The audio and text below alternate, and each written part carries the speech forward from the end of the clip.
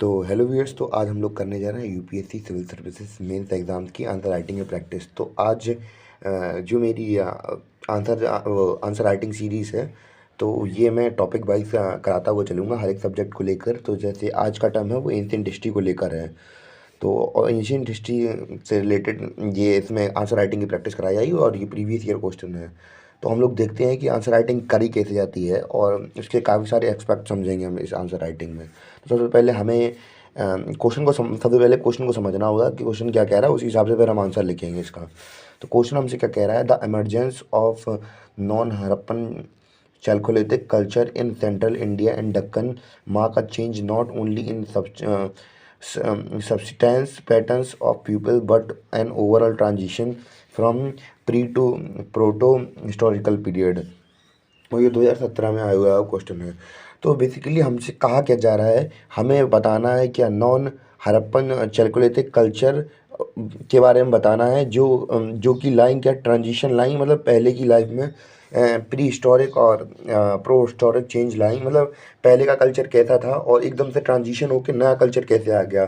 मतलब अगर हम लोग बात करें कि पहले आदमी क्या करता था, पहले जंगलों में घूमता था, क्या नाम, जानवरों को पकड़ता था। फिर बाद में जैसे कि हम लोगों ने क्या पढ़ा कि इंसानों ने धीमे धीमे एग्रीकल्चर को डेवलप किया, सेटलमेंट्स बनाई।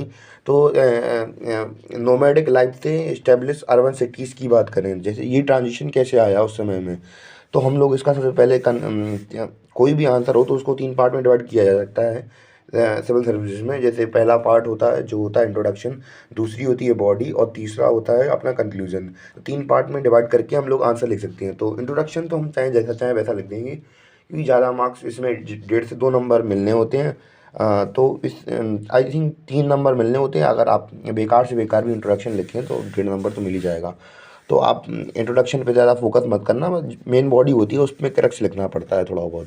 तो इंट्रोडक्शन में हम थोड़ा बहुत जो हमें की टर्म्स दिए गए हैं उनके बारे में लिख दें तो काम चल जाएगा। जैसे कि मैंने यहाँ पे क्या लिखा है, द चैल्कोलिथिक कल्चर। जी मैंने वहाँ पे डेट मेंशन कर दी कि जो हमारा चैल्कोलिथिक कल्चर था वो कहाँ से कहाँ तक चला था। और जैसे यहाँ पे ये लिख दिया मैंने, mark the beginning of new era as new metal as I copper was harnessed by human. तो बेसिकली हमें पता था कि जो जो हमारे टाइम पीरियड थे, हमने उन्हें अलग अलग टाइम पीरियड के जो हमें मेटल का यूज़ करते थे या टूल्स यूज़ करते थे उनके हिसाब से ये मतलब एंशियंट हिस्ट्री को डिवाइड कर दिया था। जैसे कॉपर के बेसिस पे, आयरन के बेसिस पे। जैसे अगर हम लोग बात करें अपने नॉर्थन इंडिया मगधा किंगडम्स की, तो वहाँ पे हम लोगों ने आयरन एज के हिसाब से उसे डिवाइडेड कर दिया था। तो वैसे ही मैंने यहाँ पे एक फ्लो दे दिया है यहाँ पे कि जो चैल्कोलिथिक एज था उस वो न्यू ट्रांजेक्शन था। इससे क्या बन गया, हमारा फ्लो बन गया। और फिर हमने यहाँ पे क्या देखा, और हमें यहाँ पे हमने उस समय में जो चैल्कोलिथिक एज में जो क्या थे हमारे जो कल्चर्स फर्नेस कर रहे थे उनके बारे में थोड़ी बहुत डिटेल डाल दी। तो जैसे यहाँ पे मैंने यहाँ पे क्या कहा था, कल्चर की बात की, तो यहाँ पे जो वहाँ पे उनके क्या एग्रीकल्चर सोर्सेज थे, मतलब आर्कोलॉजिकल सोर्सेज थे, उनके बारे में मेंशन करिए। जैसे रेड स्ट्राइप वेयर्स, यहाँ पे अहर कल्चर में ब्लैक एंड रेड वेयर्स। तो ये सारे कल्चर्स उस समय क्या कर रहे थे, कंटेम्प्रेरी थे किस चैल्कोलिथिक एज में। तो उनके बारे में हम लोग बात करेंगे। तो और उनके जो उनके सब्सटेंसेस पैटर्न थे उनके बारे में बात करेंगे। अब धीमे चल ये हमने उसके कल्चर्स के बारे में बता दिया। अब हम लोग बात करेंगे चेंजेस इन सब्सटेंसुअल पैटर्न। तो मतलब जीवन जीने के लिए, उन्हें निर्वाह करने के लिए क्या क्या, जैसे एग्रीकल्चर की बात करें। जैसे मैं अगर अपनी बात करूँ तो जैसे मैं टीचिंग करता हूँ, तो अब अभी मैं आज का जो मेरा काम है, वो मेरा काम क्या है, टीचिंग करना। तो अगर मैं टीचिंग करूँगा तो मैं उससे कमाऊँगा और उसी से ही मैं अपने खाने की चीज़ें ला पाऊँगा। तो उस समय के जो क्या थे चीज़ें थी वो कैसे काम करती थी, जैसे एग्रीकल्चर हुआ, क्राफ्ट हुआ, तो उस समय कैसे चीज़ें काम करती, लोग कैसे पैसे और कैसे कैसे अपना जीवन निर्वाह करते थे, उसके बारे में हम लोग समझेंगे। तो अब हम उस समय की बात करें तो जैसे अगर हम लोग एग्रीकल्चर की बात करें तो agriculture barley was the main crop. तो उस समय की बात करें तो उस समय क्या मेन क्रॉप क्या थी, बार्ले थी जो मेन क्रॉप थी। और क्या थी, evidences of cotton from the Deccan plateau and at Navadoli maximum variety of food grains have been discovered. तो हमें वहाँ पे उनकी साइड से हमें क्या क्या मिला है, हमें बार्ले मिला है और कॉटन के एविडेंसेस मिले हैं और बहुत सारे फूड ग्रेन्स के बारे में हमें उनकी जो मेन साइट थी नवादोली, वहाँ से हमें उधर पे अलग अलग वैरायटी के फूड ग्रेन्स मिले हैं। तो हम लोग देख रहे हैं कि कैसे एग्रीकल्चर वहाँ पे फ्लोरिश कर रहा था।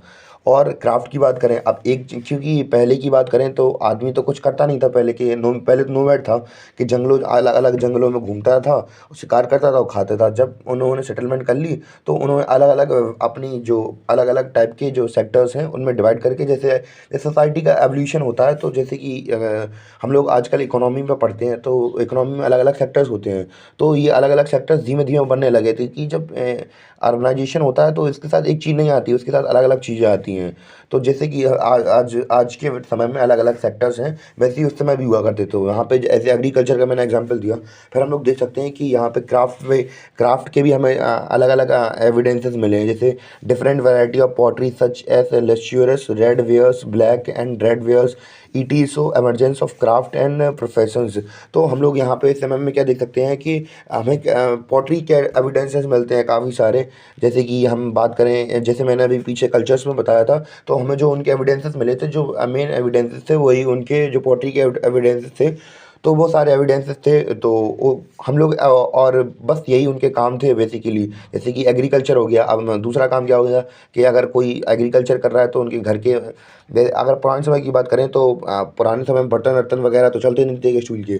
तो उनके साथ क्या था, जो उनका मेन सोर्स था वो मट्टी था। तो मट्टी से पॉटरी करके जो लोगों की बेसिक नीड्स होती थी, तो एक दूसरे के ट्रांजिशन थ्रू वो लोग एक दूसरे की हेल्प करते थे। तो अब ये क्राफ्ट इंडस्ट्री भी ऐसी इवॉल्व हुई। और तीसरे एक्सपेक्ट की बात करें तो जैसे टूल मेकिंग इंडस्ट्री, कॉपर तो हमें मिल गया था। अब जब कॉपर मिल गया तो अब कॉपर के बर्तन भी तो बनेंगे। ये भी तो देखने वाली बात है कि उस समय पे जब हमारे पास मतलब एक इंसान जब कोई चीज़ सेटलमेंट करता है तो उसके लिए काफ़ी सारी चीज़ें देखना एक्सपेक्ट ज़रूरी रहता है, क्योंकि अगर आप एक जगह पे रह रहे हैं तो आपको खाना भी चाहिए, कपड़े भी चाहिए और बर्तन भी चाहिए। तो क्या हुआ, यहाँ पे क्या कॉपर, जब कॉपर मिल गया था तो कॉपर से कई सारी चीज़ें बन रही थी। जैसे अब मिट्टी से तो हर चीज़ बन नहीं सकती, तो अलग अलग मेटल चाहिए पड़ेंगे अपने टूल्स को बनाने के लिए। तो वैसे ही हम लोग यहाँ पे लिख देंगे copper smelting technology along with various tools mark the emergence of this industry. तो भैया जब कॉपर मिल गया था तो उससे बनने वाली चीज़ें भी तो बहुत ज़्यादा मात्रा में मिलेंगी। तो हमने ये उसके एक्सपेक्ट लिख दिए। और हम लोग अब लिखेंगे अदर एक्सपेक्ट लिखेंगे सिविलाइजेशन के।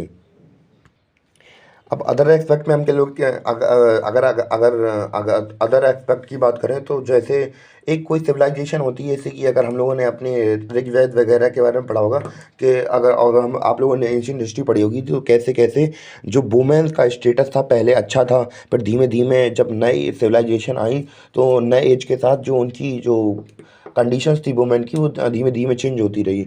तो इस प्रकार हम लोग देखते हैं कि सोसाइटी के एक एक्सपेक्ट में कोई चीज़ की जल्दी डाइवर्स हो जाती है समय के साथ साथ। तो अब हम लोगों ने इनइक्वालिटी भी देखी यहाँ पे भी, कहाँ पे, इस सिविलाइजेशन में इनइक्वालिटी कैसे दिखती है। अब लोगों के जो घर बनते हैं, अब लोगों के घर बनने की पैटर्न थोड़े अलग हो गया, क्योंकि जो अमीर होता है और जो गरीब होता है, जैसे अगर पुराने समय की बात करी जाए तो क्या होते थे, जो शूद्र लोग होते थे, मतलब जिन्हें नीची कास्ट का कहा जाता था, उन्हें बिल्कुल, अगर हम लोग हर्षवर्धना की बात करें या दूसरे राज्यों की बात करें, तो उनके समय में उन्हें अच्छे तरीके से ट्रीट नहीं किया जाता। बेसिकली हम लोग कहें तो उन्हें उनके सेपरेट घर बनते थे, उन्हें अलग तरीके से ट्रीट किया जाता था। तो हम लोग यहाँ पे भी देख सकते हैं कि जो इनइक्वालिटी है वो समाज में हाउसिंग के जो घर बनाने के पैटर्न है उसमें दिखती है। और रिलीजन की बात करें तो रिलीजन में इमरजेंस ऑफ मदर गॉडेस, तो मदर गॉडेस का इमरजेंस हम लोग कह सकते हैं कि उनके समय में जो मदर गॉडेस थी उनका इमरजेंस होने लगा था। तो अब हम लोग अलग दूसरे एक्सपेक्ट की बात करें तो जैसे आर्टिस्टिक आउटलेट, अब हम लोग जैसे बात करेंगे, पर अब नए नए समय में तो जो इंडस्ट्रीज़ हैं वो अलग अलग एक्सपेक्ट में बजाएंगी, जैसे एजुकेशन, फार्मास्यूटिकल्स। तो उस समय ज़्यादा इंडस्ट्रीज़ होती नहीं थी, तो बेसिकली एग्रीकल्चर या अपना ये क्राफ्ट वगैरह का जो सामान बाजार में बेचता था। तो अब आर्टिस्टिक आउटलुक में हम लोग बात करें तो inverted fire technique used in pottery. तो अब इसमें इस जो नया एज आया चाकृतिक एज, तो इसमें नई टेक्निक यूज हुई पॉटरी में, जो कि पॉटरी में यूज़ हो सकती थी। और क्या, जैसे मैंने पहले बताया था कॉपर मिल गया था, तो कॉपर स्मेल्टिंग टेक्नोलॉजीज भी इसमें दिखने लगी थी इस पीरियड में। और हम लोग बात करें ट्रांजिशन, अब हम लोग जैसे हमारा एक एक्सपेक्ट पूरा कंप्लीट हो गया, अब हम लोग अपने अगले एक्सपेक्ट की बात करें। तो जैसे अगले एक्सपेक्ट क्या, जैसे मैं pre to pro historic transition बताना था, तो हम लोग क्या सीधे सीधे हम लोगों ने ऐसे नया हेडिंग डाल के हम लोग इसमें अलग अलग एक्सपेक्ट लिख सकते हैं। जैसे इकोनॉमी, तो इकोनॉमी में क्या हुआ था, the chalcolithic phase marked transition from hunting and food gathering to urban civilisation via multiplicity of profession and trade specialisation, example pottery making, copper smith, etc. तो हम लोगों ने देखा था कि जो क्या था पहले, जैसे कि मैंने पहले बताया कि आदमी के पास कुछ काम नहीं था, केवल डंडा लेके जानवरों को मारने निकल जाता था आदमी। तो अब हम लोगों ने क्या देखा, ट्रांजिशन देखा, पहले के आदमी क्या करते, डंडा लेके घूमते थे, और बाद में क्या किया इन्होंने, अर्बन सेंटर बना लिए, जिससे कि इन्होंने नई नए प्रोफेशन स्टार्ट कर दिए। पहले आदमी पास काम केवल इतना था, केवल शिकार करना, अपना खाओ पियो निपट लो धीमे से, बात सीधी बात ये है। और बाद में क्या हुआ, इन्होंने क्या बनाया, अर्बन सेंटर्स बनाए, वहाँ पे क्या हुआ, सोसाइटी का डिवीज़न कर दिया कि भैया आप ऐसा काम करेंगे, आप ऐसा काम करेंगे। तो ऐसी ऐसी चीज़ें हुई। तो जैसे अगर हम इस प्रो हिस्टोरिक की बात करें, प्रोटो हिस्टोरिक की बात करें, तो यहाँ पे क्या हुआ, जैसे हमने अभी पीछे पढ़ा कि पॉटरी मेकिंग हो गई थी, कि पॉटरी मेकिंग के नए नए तरीके मिल गए थे क्या, और कॉपर जब मिल गया था चालकुलेटिक एज में, तो कॉपर स्मिथ इवॉल्व हो गए थे। तो नई नई वैरायटी की फील्ड थी उस समय में, जो धीमे धीमे डेवलप होने लगी थी। अगर हम लोग सोसाइटी की बात करें, by providing burial practices cultic reason bull it provide a base for the cosmopolitan city society of proto Harappan phase।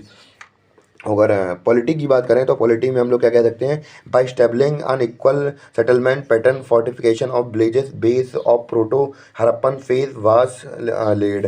तो अगर हम लोग बात करें, तो जैसे आप लोगों ने देखा होगा कि इनइक्वालिटी हमें दिखने लगी थी, इनइक्वल सेटलमेंट दिखने लगे थे, कि अगर हम लोग अगर हरप्पा की बात करें, तो हरप्पा को आपको पता हो, हरप्पा में दो हमें वो मिले थे, कि एक एक तो होता था कि गरीब वो कॉमन पीपल के लिए जगह होती थी, एक होती थी बड़े पीपल के लिए।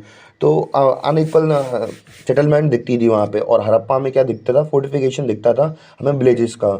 और अब हम लोग उसके चलते हैं लास्ट में कंक्लूजन की ओर। तो कंक्लूजन में हम लिखी की लगा सकते हैं कि in the end it can be stated that Chalcolithic period was indeed a transition from pre historic phase two pro historic phase. तो हम लोग जैसे कि हमने इतने सारे फैक्ट देके हमने ये प्रूव कर दिया कि क्या हुआ था, कि इंडीड वास्तव में ट्रांजिशन हुआ है क्या, प्री हिस्टोरिक ट्राइबल फेज से लेके, मतलब प्री हिस्टोरिक ट्राइबल फेज से मतलब ये है कि पहले के समय में जो ट्राइब्स थी वो शिकार करती थी, और बाद में हमने क्या देखा कि उन्होंने क्या इंडस्ट्रीज फाउंड, कॉपर फाउंड कर लिया, और उन्होंने धीमे धीमे नई नई इंडस्ट्रीज फाउंड कर ली। तो इस प्रकार हमारा जो आंसर होता है आज का आंसर राइटिंग वो होता है ख़त्म। तब तक के लिए